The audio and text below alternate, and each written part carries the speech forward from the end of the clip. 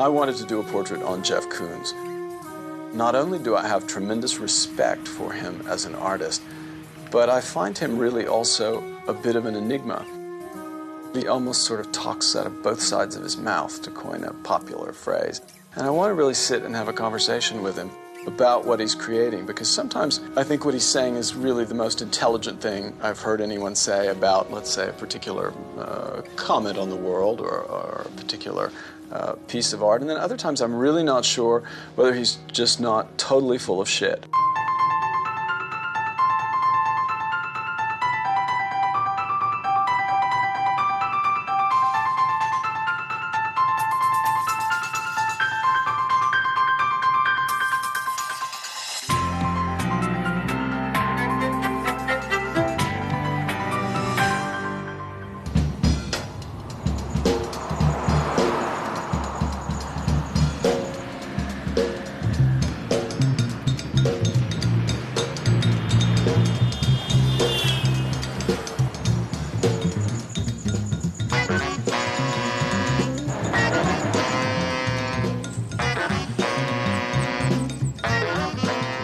About a year and a half ago, I left Gucci, where I'd been designing for about 14 years.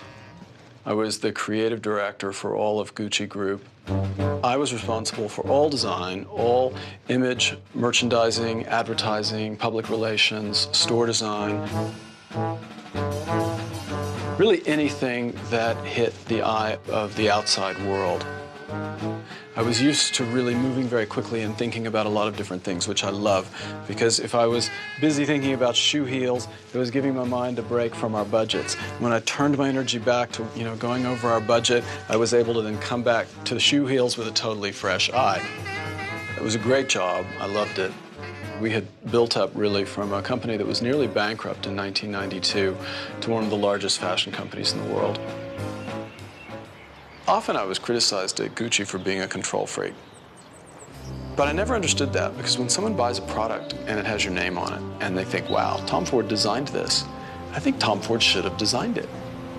I think it can have contributions by other people, but it needs to be a singular vision of, this is what Tom Ford thinks I should wear. This is what Tom Ford wanted exactly. This is how the fabric was supposed to fall. This is how the stitch was supposed to be done. This is what the lining is supposed to be. This is what the buttons should look like. This is how it should fit. Because this is a skirt or a dress or whatever that Tom Ford designed. How can you achieve that without being a control freak? How can you just say to somebody, oh, you guys do whatever you want and I don't care? For me, I couldn't. So yes, I'm a control freak.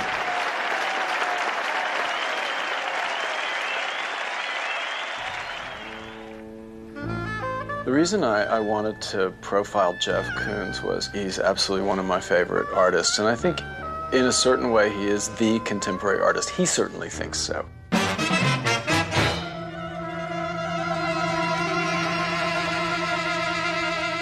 I'm also fascinated by a certain link with what I've spent my career doing and with what Jeff does. I've always felt that it was part of my job as a fashion designer to sort of figure out what was going on in culture and then to respond to it and to guide and push and direct certainly the visual look of a moment in time. And Jeff's work speaks to that and is about that.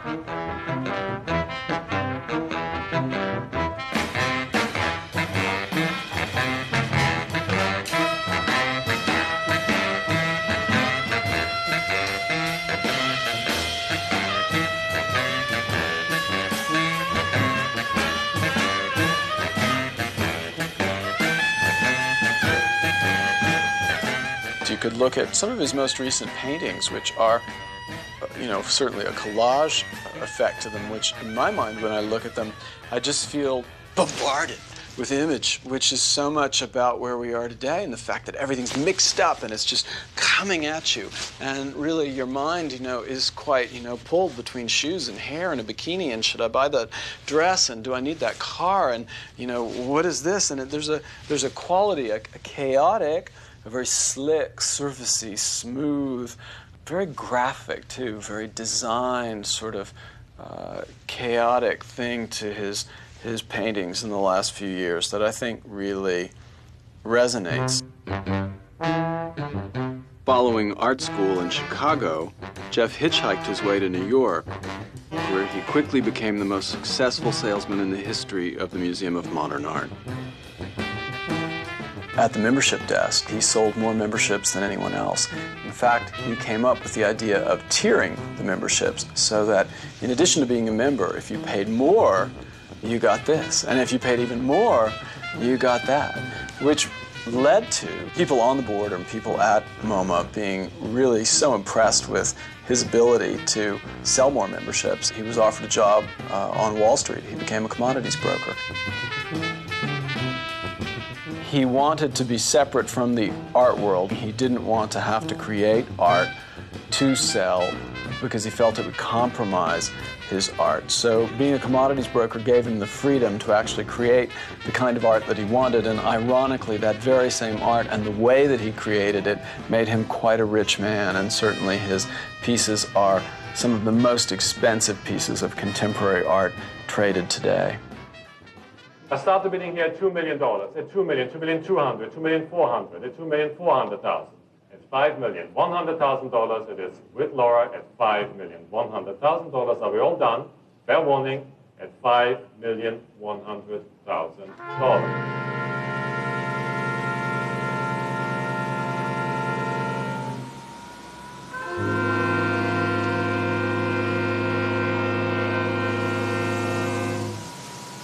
The physical appearance of Jeff is really incredible. When you meet him, you think he's just this nice, normal, suburban dad type guy.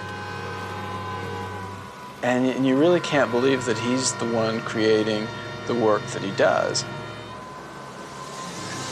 Yeah, I would say that I think this feels just slightly heavy. Because if I look at the model, at least this model, can I see yours, Ed? Yep. And we don't want to lose these flat shapes, because that's the bottom of the can. Correct. Right. Of Play-Doh. Yeah. So if they start to get too organic and move too much, then we can lose that. So we want to be sure that, see, this lip here, we do have a little lip there, yeah, but it doesn't get too exaggerated, that we can still maintain a nice... Well, this is over that nice planing right here. I know it seems like I'm picking on things, not at all. But it's the only way to do this. It's, love to hear it.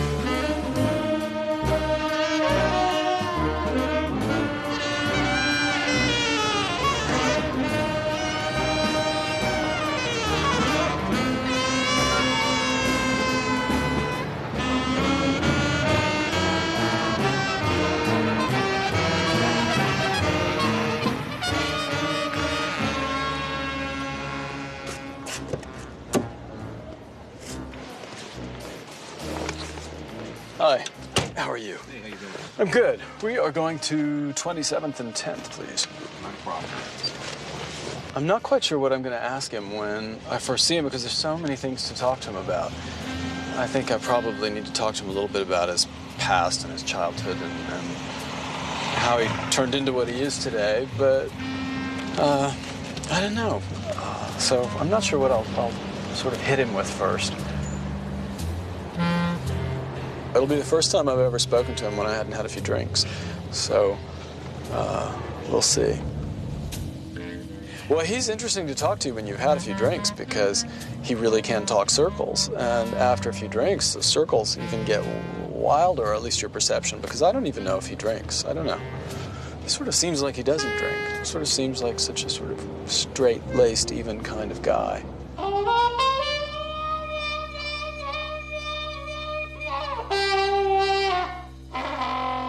I mean, the first time I saw the Cicciolina work, I just couldn't quit laughing. I thought it was just hysterical, over the top. Cicciolina was a Hungarian-Italian porn star. He hired her to work with him on the creation of this art, fell in love with her, and then turned their lovemaking into art. It was so bold and so kind of confident, and he is so confident. I don't want to walk into his studio today and be aggressive because I don't want to turn him off, and I'm not here to sort of rip him apart or tear him down, but I am quite perplexed because he seems, to sort of speak out of both sides of his mouth, and is maybe the ultimate salesman.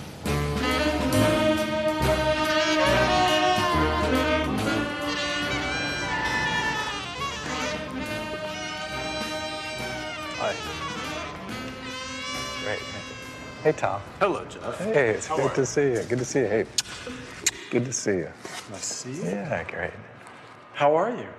Oh, fantastic. Yeah. You look great.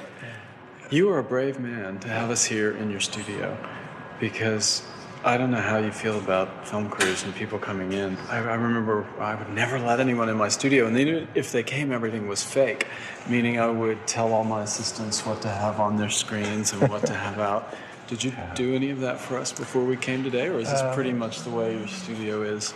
Maybe we cleaned up a little bit, but this is basically the way Are the these studio guys is. doing real work, or are they doing sort of work for us to talk about? No, it's real Is this work. what they'd be doing normally? Yeah, this is what Dan right now is working on color and printing color, and Luke's working on right now, I guess, colors for a book that we're putting together. You don't really know what the hell he's really thinking. Whether it is all a bunch of bullshit or whether it's sincere. Or maybe it is sincere in its bunch of bullshitness. I don't know. Is it air?